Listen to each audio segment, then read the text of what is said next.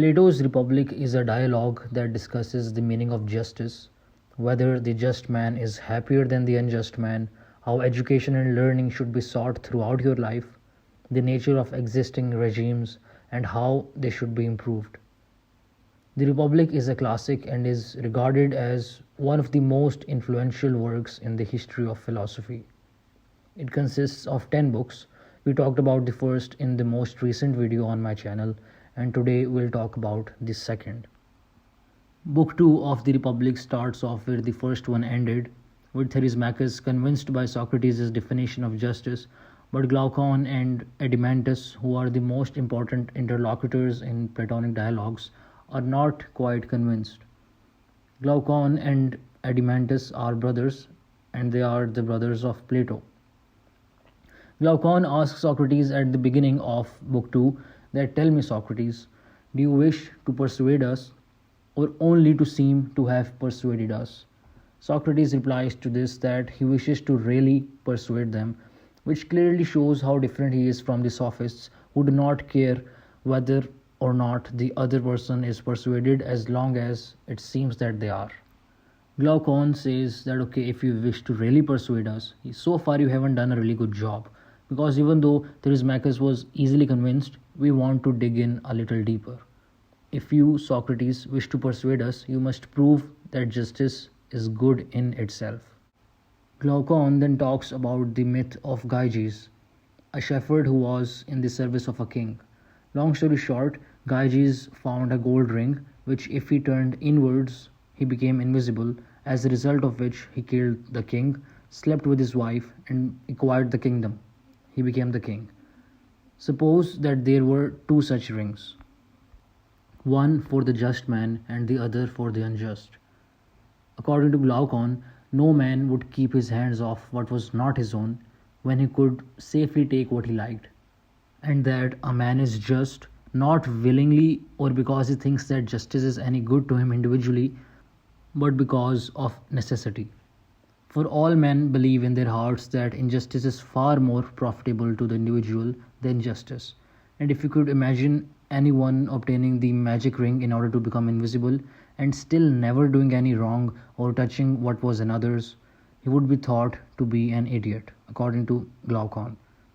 Because the just man is only just because he hasn't had the opportunity to commit injustice and thus derive the many pleasures that follow it. He is weak because he, even though wants to commit injustice in order to get material gain, he at the same time has the fear of punishment. This argument is quite different than the narrative proposed by Thrasymachus. Thrasymachus said that justice was the interest of the stronger, but Glaucon here suggests that justice is the interest of the weaker. He says that those who are incapable of being tyrants formed a social contract so that they do not have to put up with having injustice done to them, and they'll give up doing injustice to other people, because it hurts them more to have injustice done to themselves than it pleases them to do injustice to other people. So what Glaucon essentially does here is that he radicalizes the entire concept of justice by implying that people are by nature inclined towards injustice because of the pleasures and benefits that follow it. But weak men are the ones that side with justice. Right at this point, Adeimantus jumps in and says that, Socrates, one thing to add here is that when parents tell their children to be just, they're not telling them to be just because that is the morally right thing to do, but because of the reputation that a just man has and the benefits that he can get. For example, a just man can be elected to office. So therefore, justice is praised not because it is good in itself, but because of what and where it can get you. He says here that if a man is just but he seems unjust, there is no gain for him but instead pain and loss. But if a man is unjust but only seems to be just, he acquires the reputation of justice. Now, one thing to note here is that this seeming to be just compared to actually being just can be compared to what we talked about in the beginning, how Glaucon inquired whether Socrates really wished to persuade them or only to seem as if he had persuaded them. So this seeming and actually being is kind of a theme that is noticeable throughout the dialogue. Anyway, what Glaucon says, that if you are unjust but only seem to be just, you can get all the benefits of being unjust while also enjoying the reputation of being just. Now he adds here that the gods are just, so they would certainly not let this great injustice go, which is a person seeming to be just while committing great injustice. But the gods can be bribed, he says. Just like in the first book, Cephalus leaves the conversation and hands it over to Polemarchus, his son, in order to go offer the sacrifices to please the gods. In the same way, an unjust man can do great injustice and accumulate a tremendous amount of money and build or purchase holy places and give the gods a percentage by performing the appropriate rites. So, according to Glaucon, a wise man is the one who only seems just but in reality is unjust and escapes his punishment by bribing the gods. What Glaucon asks of Socrates next is to prove that the life of a just man who seems to be unjust is better and lived happier than the life of an unjust man who seems to be just. So think about it. On one hand, a man who is just in reality but is viewed by people to be unjust and is mocked and abused and consequently killed. And on the other hand, is the unjust man who commits the greatest injustices but seems to be just and lives the most luxurious life. Now, one very important thing to note here is that Socrates himself suffered the same fate as the just man who was killed in the first example that I just gave you. Because Socrates, even though was very just, he was viewed as being unjust by men who sentenced him to death. Because he was accused of impiety, of not believing in the gods, and he was accused of corrupting the youth. Even though none of these accusations were true. He was just, he was very just, but he was viewed as an unjust man and was executed, as we discussed in the video I made on the apology of Socrates, in which Socrates defends himself in his trial. Anyway, Socrates replied to Glaucon and said that okay, in order to prove that justice is good in itself, we need to get a few things straight first. He says that there are two kinds of justices: the political justice belonging to a city or state, and individual justice, the justice of a particular man. Since a city is bigger than a man, a state is bigger than a man, Socrates proceeds upon the assumption that it is easier to first look for justice at the political level and later inquire as to whether there is any analogous virtue to be found in the individual man. To locate political justice, he builds up a perfectly just city from scratch and sees where and when justice enters it.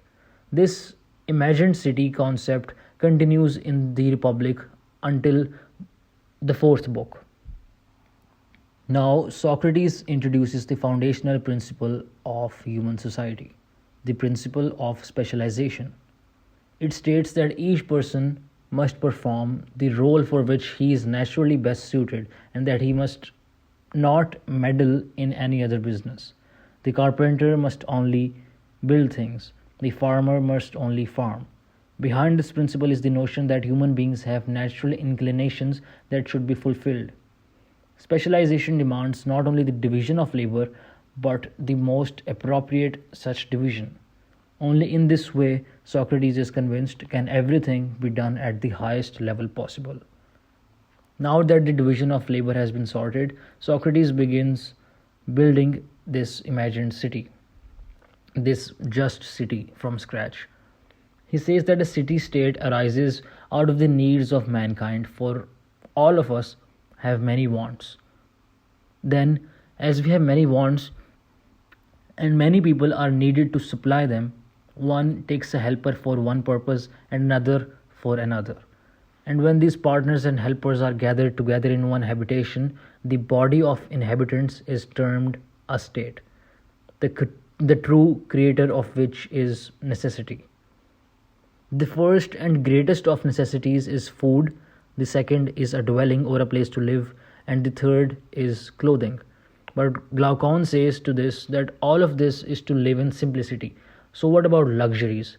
He compares this imagined city that Socrates just created, with which has just the most basic of necessities, just the basic needs of man, and he compares this city to a city of pigs. Glaucon compares this city that Socrates imagined and compares this to a city of pigs because it has no luxuries.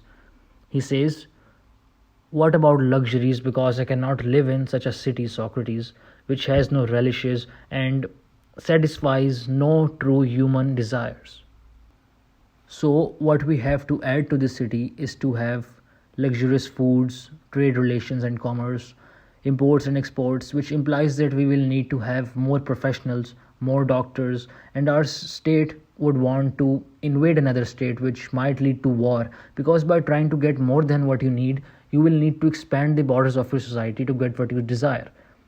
So this desire for luxuries, this desire for everything besides, beyond basic needs, is what causes wars and is as well the root of all other evils. All of these luxuries will necessarily lead to wars, and so a class of warriors is needed to keep the peace within the city and to protect it from outside forces. The producers cannot act as the warriors because that would violate the principle of specialization that we just talked about. Socrates then spends the rest of the book talking about the nature and the education of these warriors, whom he calls guardians. It is crucial that guardians develop the right balance between gentleness and toughness. They must not be thugs, nor can they be wimpy and ineffective. Members of this class must be carefully selected, people with the correct nature or innate psychology. Guardians should be spirited or honor loving, philosophical or knowledge loving, and physically strong and fast. Nature is not sufficient to produce guardians, so it must be protected and augmented with education. The education of these guardians will involve physical training for the body and music and poetry for the soul. Education of guardians is the most important aspect of this city, being the process of purification through which the unhealthy, luxurious city can be purified. Because the education of the guardians is so important, Socrates walks us through it in painstaking detail. He begins by describing what sort of stories will be permitted in the city. The stories told to the young guardians in training, he warns, must be closely supervised because it is chiefly stories that shape a child's soul. Then the remainder of the book 2 of the Republic is a discussion of permissible tales to tell about the gods. Socrates comes up with two laws to govern the telling of such stories. First, the gods must always be represented as wholly good and as responsible only for what is good in the world. If the gods are presented otherwise, as the warring, murderous characters that the traditional poetry depicts them to be, children will inevitably grow up believing that such behavior is permissible, even admirable. Secondly, the gods cannot be represented as magicians or sorcerers who transform themselves into different forms, or as liars. Otherwise, children will grow up without a proper reverence for truth and honesty. Book 2 of the Republic ends here, with the discussion to be continued in the third book. So that is it for this video. I'll talk about the third book in the Republic in the next.